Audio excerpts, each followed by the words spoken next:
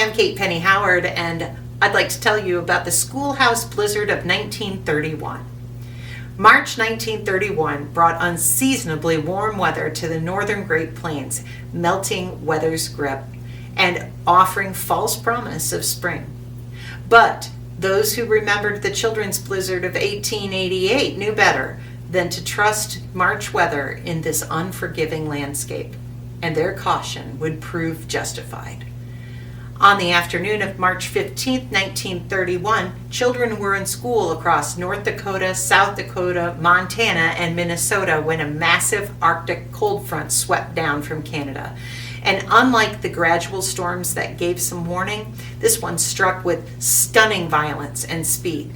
Within minutes, temperatures plummeted 40 to 50 degrees. Winds roared to 60 miles per hour, driving snow horizontally across the prairie with such force that visibility instantly dropped to zero. The blizzard brought the region completely off guard. Many schools had dismissed children early because of the warm weather, sending them home in light clothing. Other children were still in their schoolhouses when the storm hit.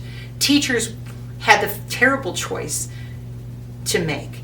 Do they send their children home, hoping that they make it home, or do they keep them in a poorly heated building that might run out of fuel? In rural McLean County, North Dakota, teacher Hazel Miner, just 16 years old herself, was taking her younger siblings home from school in their horse-drawn sleigh when the blizzard struck. The wind was so fierce that it disoriented the horses. The temperature fell so rapidly that the children's light clothing provided almost no protection. Hazel knew that they would freeze to death if they didn't find shelter. And when the horses could go no further, she made a decision that would cost her life but save her siblings. She unhitched the horses and made a shelter from the sleigh and horse blankets. And as the temperature dropped below zero and the wind howled around them, she wrapped her own coat and dress around her younger brother and sister, using her body to shield them from the worst of the wind. And she held them through the night, talking to them and keeping them awake and sacrificing her own warmth to keep her brother and sister alive. And when rescuers found them the next morning, her siblings were alive but suffering from frostbite, and she was frozen to death, still holding her brother and sister in her arms. She had given them every piece of warm clothing that she had, leaving herself exposed to the elements. She was buried with full honors, and the North Dakota legislature later named a lake after her. The Hazel Miner Monument in Center, North Dakota still stands as a testament to her sacrifice. That storm killed at least 15 people across the northern plains, although we'll never know for sure how many people were killed. Many victims were children or young adults caught away from shelter. And in Valley City, North Dakota, several people froze to death trying to walk between buildings in the downtown area.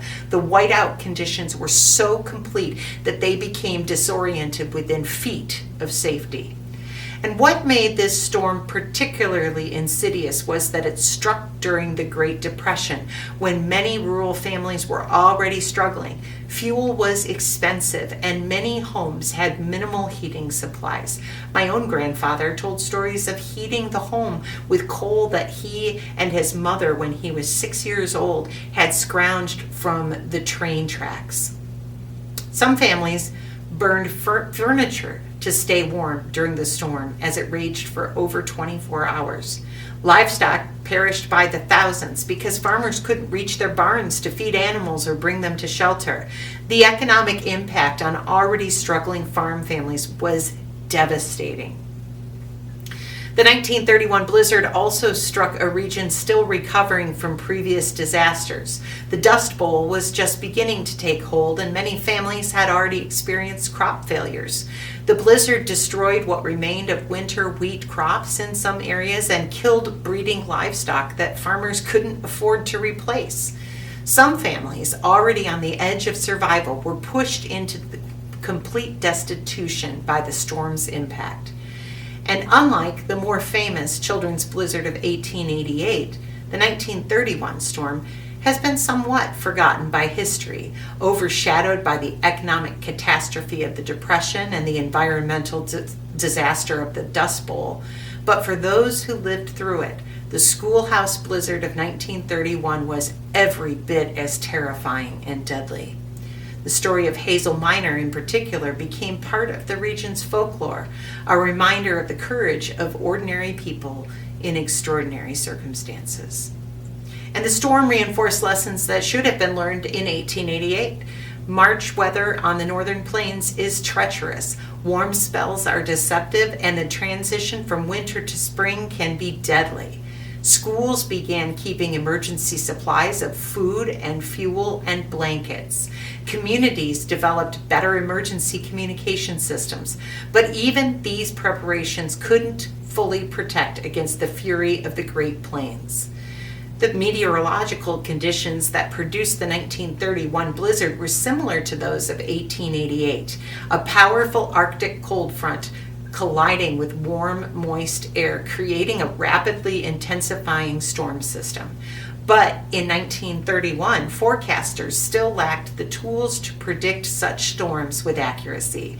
Radio was beginning to allow faster dissemination of weather warnings, but many rural areas still had no access to timely information, and the gap between meteorological understanding and practical forecasting remained dangerously wide.